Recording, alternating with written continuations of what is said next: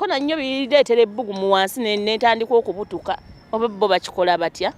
Omwana omuwala empale tuzaagala nnyo naye empale eyo buli lwogirwamu olaba oyambula nnika na patula byoba wayambadde n'obisangamu olusu naye oyambadde patula oyambadde nnika weesibye kijiini osiibye mu jiini jiini eyo ogitaddemu patula ogitaddemu nnika oyambadde jiini kale bambi ne wooyisa nnakuwo talina bwe yeetaayiza era akusigalamu okitegeera kati lwaki toowunye Fred omuntu yenna ng'omwagala totya kumugamba ky'omusanzeeko naye gw'otayagala ogamba kigende. For example nze omwami wange yansanga nga bwe nali ngenze ewa Nakakaawa nakola haafu yatandika okunsombera eddagala nga ye yennyini yansika bwe yatuuka waayagala n'aŋŋamba nti awo wali fine. Okitegeera singa yali tanjagala teyandikikoze. Kati gwe bw'oba onjagala lwaki oba toŋŋamba nti mu butuufu kino na kino nedda. Ya nkubuuzaako nnyo atulaba obudde lunaku lwa leero bampita Growner MC oli ku YouTube yemu eya Growner Media akooli nkubuuzaako nnyo gwali e Dubai ali Qatar ali Saudi Arabia ali Bahrain ali UK ali London South Africa Peter Nax tumubuuzeeko nnyo omukulu yagamba nti sirisaakoko ku mwato kuba nnyondere atukubuuzaako nnyo Uncle Peter Nax bamuba by the last time ndowooza weeks nga zize mabega bamuyingidde ne bamubba ababbi b'emmundu naye obulamu yabusigaza kyekirungi batwala butwazi bye batwala naye ye waali South Africa ogimanyi si nnyangu ate n'ekirala njogera omujjukiza nali sikubandere ebiseera ebisinga buli muntu aba ne perspective mwalabira ebintu and these platforms are here I give my opinion. You understand? Nze yendaba yange y'ebintu so you entitled to your opinion na ina opinion ye so nti banga gwasabula nti nyinzo ba muye mu perspective ye nawulikikanga asabula nenga ate waliwo mu appreciating na ngamba nchoyogedde kitufu ugambe inside eri waliwo ate positive messages so nti buli muntu nga tanaba criticizing wabeerawo perspective mwaba ye bwababira so kati Peter Nax rich and well ayine ndowooza yenga yibwalaba ebintu akasimu katuuse akafunye kavudde Dubai mwebale kaweereza akasimu eri yayononeka katwafunye empya yino yavudde Dubai mwebale juweereza bannaye kyakabi nnyo tubebaza bagagga abo esimu eno yatuuka yava Dubai nejja ate ne bagizaayo ku resettinga ate kati yakomye ogwokusatu nebaza mukama wange Segvic Consults by the way I'm the brand ambassador Segvic atutwala abantu bweru tukuba kalango tena sasula tukwebaza kya simu kyokka twebaza kya simu kyokka akutujja kate mamu webaze kya simu okujja yatuuse nebaza bakama bange bageza kwa kanti babikwasaganya of course benkola nabo Segvic mwebaziza na manager wange bamuyita Evangelist Edward Busulwa ensonga esimu yangambe atobonabonanga wendi yakube bukubi simu naga kati mwerezo omwani simu kuliko omukwano gwa Simon Rock ebesimu yabikwasaganyiza kuliko ne kati Simon Rock ayine essomero emitiyana omugagga wa Segvic senga muwomya tumuyina leero twetaga kwate iPhone kati eriko iPhone 16 15 katukole ku kyono senga muwomya kuba kati ye musomesa gwe tuyinawo atendeka abaana ebyomu kisenge so ndoze simu eddako okujja week eno tulete simu ya senga ya iPhone 15 giyasabe yeyo ndowooza not 10 sijo yagadde plus era yazeebwe bweto bweri bampita Growner omukulu gwe bayita sponsor wa factory tumugereko ndowooza Ashay Ashraf omulombi w'eddogo twasigaze Kampala ne kumiro nagamba ati munonyeeko agenda kuyambako gwegala butuuze mu nsi gy'olimu agenda kuyambako abantu butuuze obwo bufuna oli Qatar oli America oli UK oyagala butuuze bwansi Sheikh Ashraf agenda kuyambako ye mulombi wa dduweka gwe twasigaze Kampala agenda okubanga ate amala ebizibu byine endwadde zikuluddeko ebbanga waali nyo laba nti ensonga ezo nazo azikwasaganya ku namba y'essimu eri wansi ku screen awo mukubireko kale kubanga agezesa olabe ojja kubombuli ekiddako asenga muwome tukwaniriza kale taata nange nsanyusa okusinkana kati akazadde kakakwasa omukulu tutandikiraawo kati Gale bagita Buzzsport Trend gwe mukutu kwosinzira okutulaba Buzzsport Trend kwe tuli abatugobera ku mukutu gwaffe gwa YouTube interview ne batojja no Growna Media ojagisanga kubaguyita Buzzsport Trend. Of course mberayo atugeza kulabika tukwasaganya program ya feno bagita Hot Seat ambya mugana Growna MC nga bulijo is a TV personnel msajja talent manager managing abayimbi banji he deserves respect in that caliber. I'm also doing it to the fullest. I'm Peter Fred, of course. Nanga, I'm a TV personnel. Never been Nyobi Nkola. At this time round, I to choose him. But then, Manjula. Okay, Senga. This beautiful soul. Webali kulabika bulungi. Webali kusima. Naye ninayo omukulu era anfaananya bwenti. Ekyo kibadde kyetaagisa kwongerako. Kati era tusobola tali mukazi alabika bulungi bw'ati nga tayinaayo mabega amusindikako oba eggwe. Ekyo kireke kisigale mu birowoozo byaffe nga tukimanyi naye tokitukuba nnyo. Naye era nina naye nnoonya. Omukazi yenna olina okwongerako. Wangi maama? Ekyokwongerako. Kati goyina ye muli awulira atanga sengo yagala kwongerako ate mu kamera tatidde muje omwami yenna kasita amanya nti mukyala wange ali mu kamera oba omukyala yenna bw'omanya nti omwami wange ali mu kamera omanya nti abeetezi bangi yate weebuuze omukyala akimanyi mufumu nekyo ekimujja ewaka nga yeekozeeko nga bwe weekozeeko obadde oyagala ntambule ng'ekisiimuula antolede kati bakutwala dda oba otukuba musajja bwotyo bw'olina ofaanana omukyala yenna nga tonnaweza myaka 6 si kirungi kuva wakaawo ng'ofaanana ng'ekyebikiro okitegeera senga eki ekikwekozaako ndina okunyirira ndi mukazi anti bw'onyirira ki ekiddako era abantu abakulaba siganye omukazi yenna oliwo okukwanibwa kati omusajja agolese wako oba omulese mu mbeera ki taata obadde oyagala ntambule ntya bino Growna simanyi oweewuwa omukuuma otya nga ave waka ndisenga bwe nnaasiiwuuka olwo be ngenda okugamba nti munnayereega ebbeere genda onaabeko anaanaaba atya nga nze ntunulanga covid eyasooka nina kuba kyakulabirako nkugabe munneegula kalipusitiiki yisa ku mumwa nga nange nkutiitinze sengo ekyeteega buno obudde omukyala akoma okwetega ku myaka 5 oba oyo nga si mufumbo ate abakyala abafumbo be bakyasinza okwetega senga onyambye ku myaka 5 bwe tuba tukola atoma sciences batugamba nti omukyala okugenda mu gundi okubeera mu process nga takyagenda mu periods ze agiba myaka gyali 45 batugambye 45 kati bw'ongamba nti omukyala yeetega paka ku myaka 6 nsuubira nti ow'enkaaga batakyagenda mu periods ze sex libido eba ekyali waggulu ng'ono omuvubuka omukyala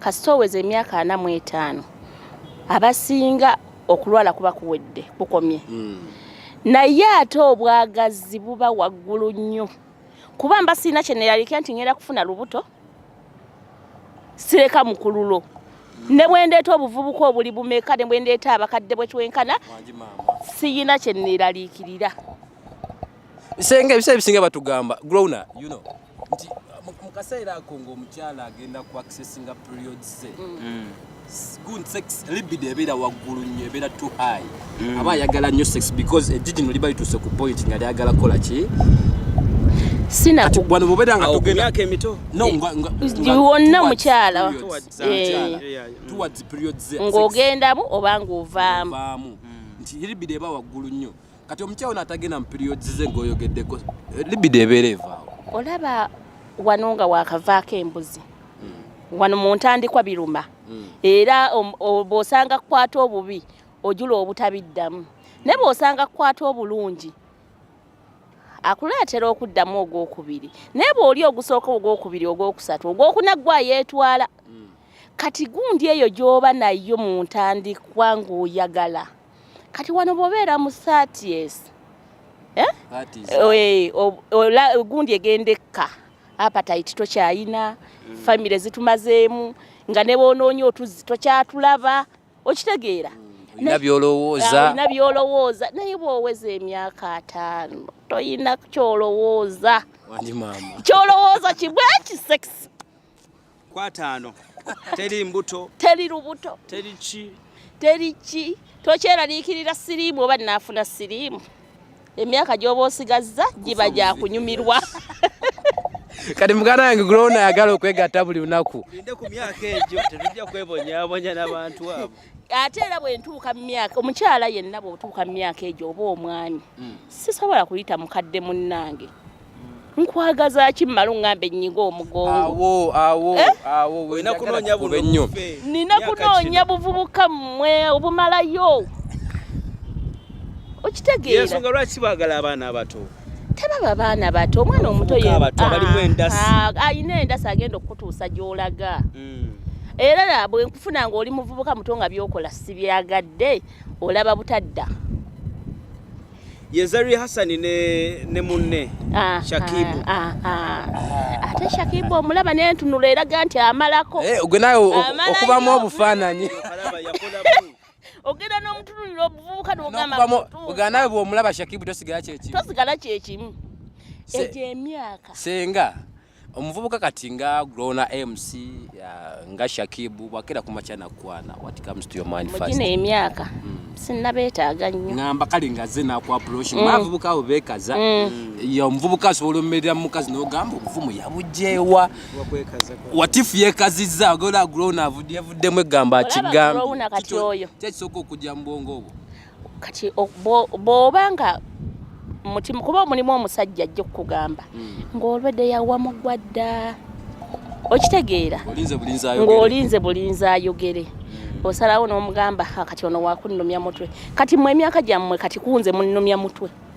Siina ssente nti ziri awo. Okitegeera?